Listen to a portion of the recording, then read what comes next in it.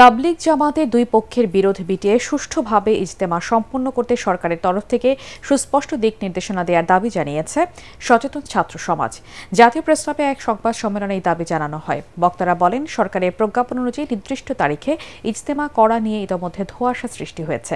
তাই কোনো পক্ষ যেন বিবাদে না জড়ায় সে বিষয়ে নতুন করে অন্তর্বর্তী সরকারকে উদ্যোগ নেওয়ার দাবি জানানো হয়।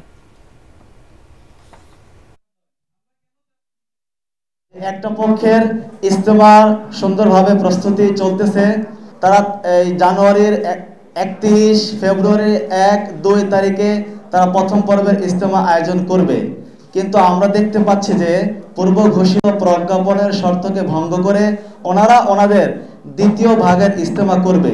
আমরা সরকারের কাছে আজকে এই মেসেজটা পৌঁছে দিতে চাই, সরকার যেন অতি দ্রুত সুনির্দিষ্ট পরিপত্র জারি করে উভয় পক্ষের ইজতেমা যেন সুন্দরভাবে সম্পন্ন হয়, প্রয়োজনীয় পদক্ষেপ গ্রহণ করে এবং ব্যবস্থা করে।